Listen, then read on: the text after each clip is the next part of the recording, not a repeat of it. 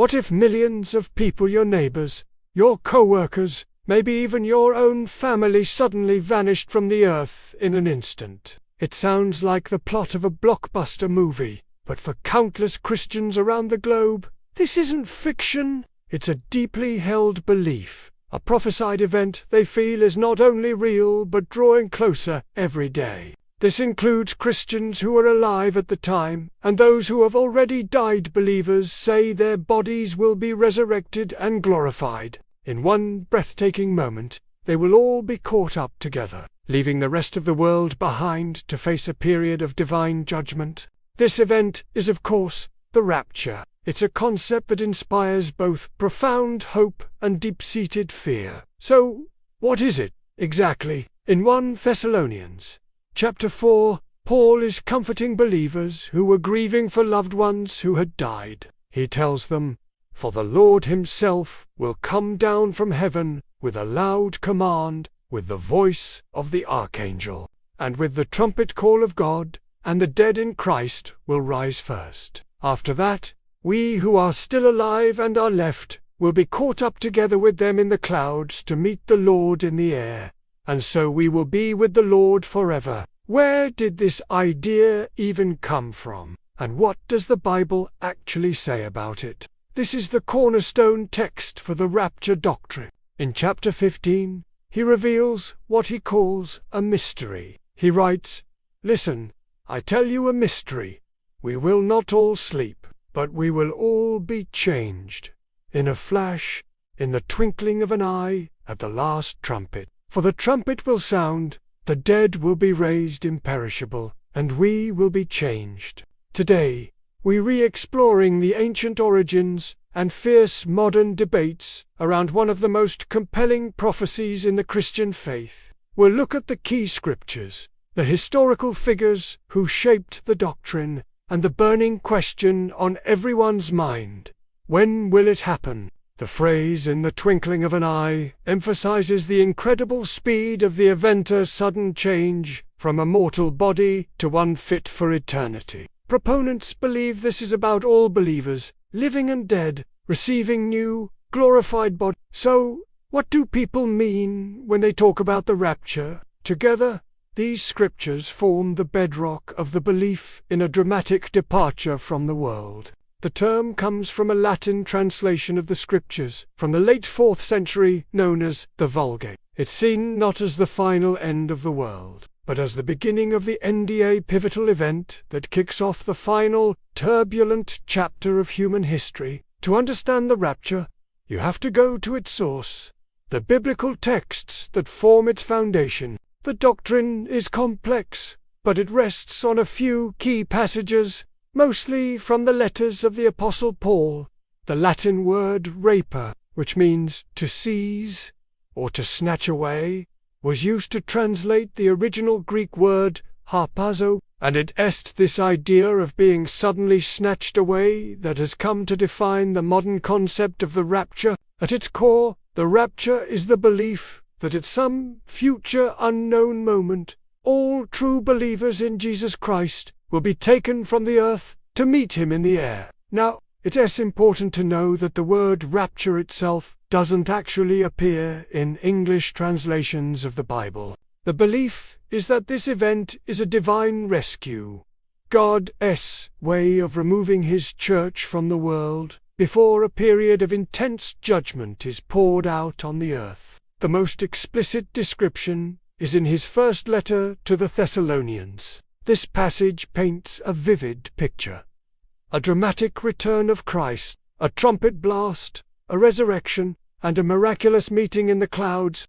Another crucial passage is in Paul's first letter to the Corinthians. This passage introduces the idea of an instantaneous, supernatural transformation. Other passages, like Jesus' promise in the Gospel of John to come again and receive you unto myself, are also interpreted by many as pointing toward this event. While the verses themselves are ancient, the idea of the rapture as a distinct event separate from the final, visible second coming of Christ is a much newer development in Christian history. For most of church history, the concept of a secret, pre-tribulation rapture was not a mainstream doctrine. This position argues that believers will be raptured before the 7-year tribulation begins. According to this position, the rapture isn't a separate, secret event. It's a story of ultimate hope and rescue for some, and terrifying judgment and loss for others. It taps into our deepest questions about the future, justice, and deliverance, making it one of the most enduring and debated prophecies of our time. From a few cryptic verses in ancient letters to a blockbuster multimedia franchise, the doctrine of the rapture has had quite a journey. It began as a message of comfort for grieving believers, and has grown into a complex system that divides scholars and inspires millions. We've seen that its origins as a distinct pre-tribulation event are relatively new, largely shaped by figures like John Nelson Darby and the Schofield Reference Bible. We've also seen the fierce debate over its timing, with pre-, mid-, and post-tribulation views offering vastly different timelines for the end of the age. Critics rightly point out that the doctrine is unbound in early Christian history and argue that the foundational scriptures could simply be referring to the final, single return of Christ, not a separate event. Whether it's seen as a literal, imminent event or a powerful metaphor for spiritual deliverance, the prophecy of the rapture speaks to a deep human hope for rescue and reunion. For those who believe, it remains the blessed hope. The ultimate question for them is not just when this might happen, but if they are ready for that day. If you found this deep dive into biblical prophecy interesting, make sure to subscribe for more explorations of ancient mysteries and modern beliefs. And let us know in the comments which part of the rapture, its history, its biblical basis, or its cultural impacts, find most fascinating. Thanks for watching. Instead, it happens at the very end of the tribulation, at the same time as Christ's visible second coming. Believers who are alive will be caught up to meet the returning Christ, only to immediately accompany him back to earth. This view argues there is only one second coming, not two separate stages. There are other variations, but these three positions represent the main lines of a debate that hinges on how you interpret key scriptures and the very nature of God's promises. So why does this ancient prophecy continue to captivate so many people? Part of the reason is its powerful connection to current events. For many believers, geopolitical turmoil in the Middle East, natural disasters, and social upheaval are all signs of the times, proof that biblical prophecy, including the rapture, could be just around the corner. But the rapture's cultural footprint has also been massively amplified by pop culture. The most famous example is the Left Behind book and movie series, which kicked off in the 1990s. These fictional thrillers depicted a dramatic pre-tribulation rapture, following the lives of those left behind to face the chaos of the tribulation under the rule of the Antichrist. The series became a global phenomenon, selling tens of millions of copies and cementing a very specific, dramatic image of the rapture in the public consciousness. For a whole generation, Left Behind didn't just tell a story, it created a visceral, emotional connection to the prophecy, leading to what some have even called rapture anxiety. Proponents believe God's promise is to rescue the church from this period of wrath, not to have them endure it.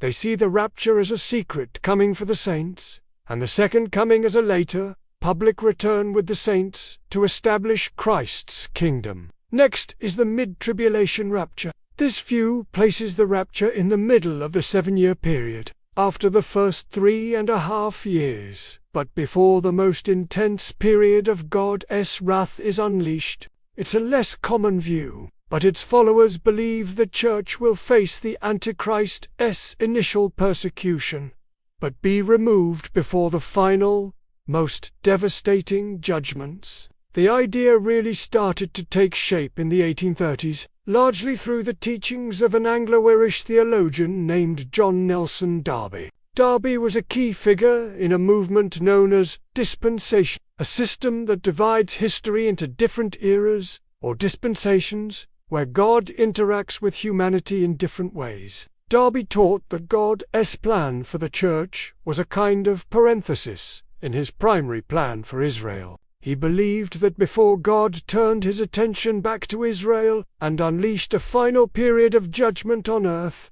Christ would secretly return to rapture the Church. This was a radical departure from the historic understanding of the end times. Darby's teachings found fertile ground in the United States, especially in the late 19th and early 20th centuries. His ideas were spread like wildfire, largely thanks to the Scofield Reference Bible. First published in 1909, this Bible, filled with C.I. Scofield's notes promoting Darby's framework, became incredibly popular among American evangelicals. For generations, many Christians learned about the rapture not just from the text itself, but through the lens of Scofield's influential commentary. While many believers agree that a rapture will happen, there is a fierce debate about when it will happen in relation to the tribulation, prophesied 7-year period of catastrophic suffering on earth.